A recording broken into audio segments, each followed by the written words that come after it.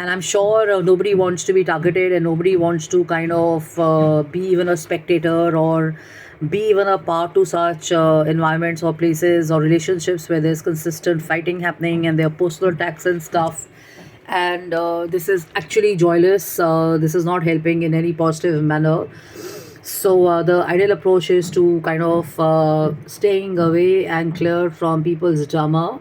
The ideal approach is to stop negatively and gossiping people, gossiping about people. Sometimes you may discuss, individuals and humans because your job is like that, or you want to find a solution. But if there's a persistent negative talk happening behind the scene or before anybody and everybody, then obviously it's negative. And please do not be tricked into thinking that complaining about someone with other teammates will actually create a long lasting bond. And they say that people feel connected, they feel that there's a certain intimacy that is happening, which is false and short term, and it can be actually damaging to the integrity and the mindset of those people. And they are guiding us and saying that recognize that when someone challenges an idea, it doesn't mean they don't like you or are mean spirited. Sometimes it may be their pride, sometimes it may be their insecurities, sometimes it can be unflattering comments about ideas which look like a personal attack. And even if there are no intentions, people take it personally and stuff. And they say that if the team has worked to build trust beforehand, it's got to get some protection, and they've got to hang in there together. And trust turns disagreements over ideas into productive conversations. And this obviously makes everybody and everybody feel better and amazing about the experience and the situation they are in. So clean up any messes you're responsible for by resolving personal conflicts. It sometimes requires you to take the high road in order to clear the air.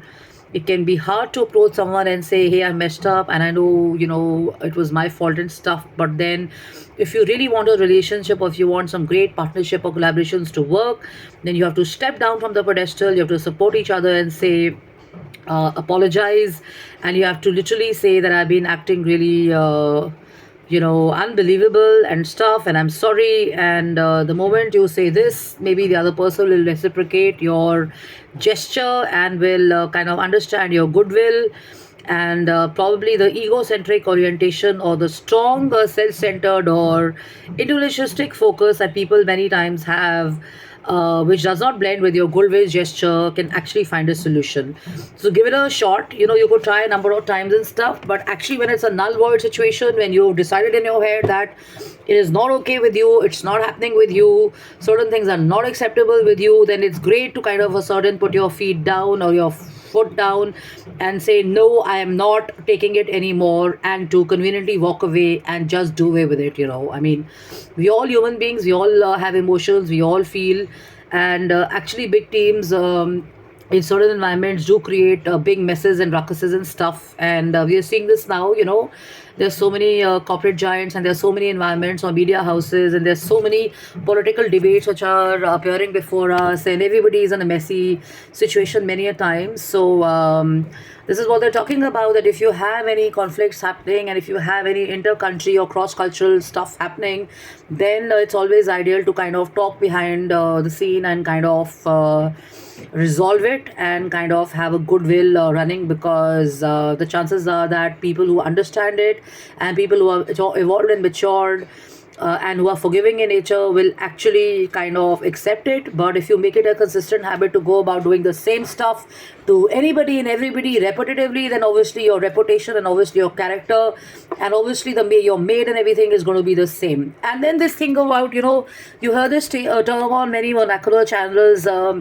हमेशा आप यही कहते हैं, और हमेशा हमेशा आपका ये कमेंट होता है, और हमेशा मैंने आपसे यही सुना है और ये सुना है. तो the point is this that हमेशा जो टर्म है, which is it's a pretty typecast kind of a comment. You'll see that speakers and leaders or people who are working in an organization will have other things that they're doing, and they may be kind of bettering or improving in other fashion, but there are certain minds which are stuck there. So this term also is pretty disastrous and stuff, and it's a very orthodox and a outdated or a conservative way of working and stuff.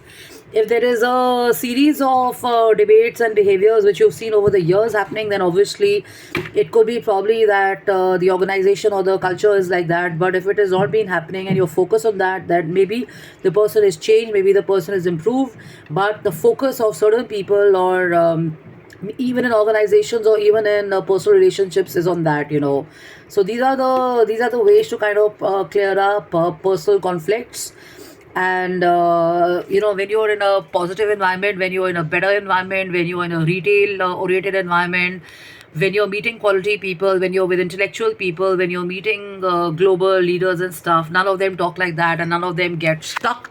None of them are in the typecast stereotypical orthodox mode and stuff. And they're all improving, they're all changing, they're kind of flexible, and they're easy to kind of flow with and go with. So choose those kind of people to be with and stuff, because after all, if you really want to clear up some messes and stuff, it can only happen through a conversation. And in the first place, if somebody is really mindful and they care about your emotions and stuff, they will naturally think before they even speak. So this is something which I personally and professionally feel that, if you're improving yourself, then that change is obvious to everybody and the unnecessary will fall apart. And you yourself will get mindful about whom you want to spend your time with and whom you don't want to spend your time with. It's okay to spend time on your own.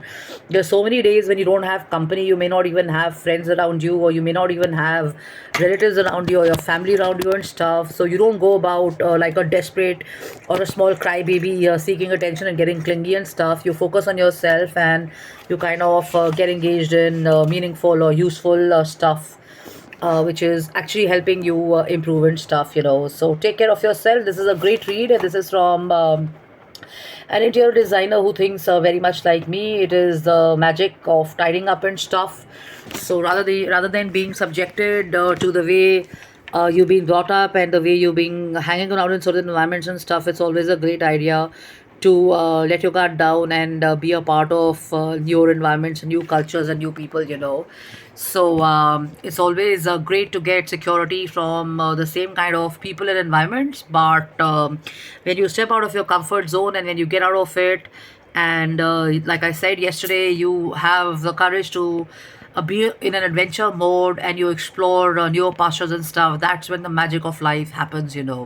So take care and enjoy yourself and have a great day ahead, and do meditate, do kind of stick to your spiritual practices, do listen to quality stuff, and listen to some good speakers from international level and stuff, read some quality stuff, follow some good movies, follow some great international personalities and stuff, get some good exposure and stuff. एक ही life है, one life. तो you have to rock it, and वो तभी होएगा when you're focused on good stuff and quality stuff. Because कहते हैं जैसा देश वैसा भेष. So I'd shared yesterday that there are some youth I have been seeing over the years that they come from smaller cities and stuff, and they talk really ill about Bollywood or other people, and they talk ill about the industry and stuff, and they make it look like it's a hard world out there and stuff. But years later, you'll find them, they're still themselves a part of that.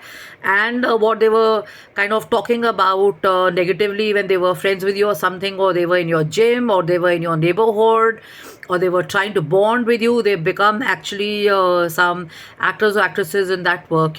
So this is why it's so important to grow up on quality stuff and get educated as well, because you can kind of in the course of your life and stuff fall for this kind of choice of careers and stuff.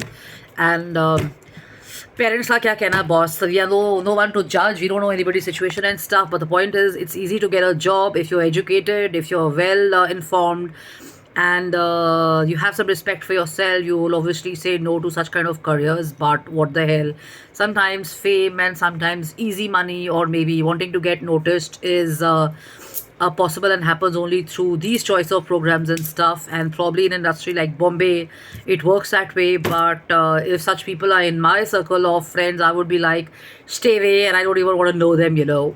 So make your choices very clearly. This is a lesson and an experience for me. I'm sharing it because you may have people around you And even in offices and stuff, you'll see that people like to give you the negatives of a lot of setups and organizations. But when you are yourself in a similar setup, I heard something about a Christian community, and they were telling me about the bullying and everything that happens from someone who was from Bangalore. But when I'm personally in that environment, I don't find that, so it's also a question of what kind of circle they're in, and what kind of company they keep and stuff, and what's toxic for them may actually be their definition and not your definition. So use your sensibilities very carefully, and focus more on joy and positive stuff, and you will be propelling your life in that direction. And it's okay to take a break. It's always good to take a breather, and write down 20 different things which make you feel good, so that you can forget the things that make you feel bad. So focus on what makes you feel good and great, and go forward with that. Okay, so love and luck, take care. You can write to me on jaseenkapani.im@gmail.com. That's my email address, and thank you so much for your best wishes and your prayers. Let's continue praying for other people, and report some more victories and stuff. So love and luck, take care, bye bye.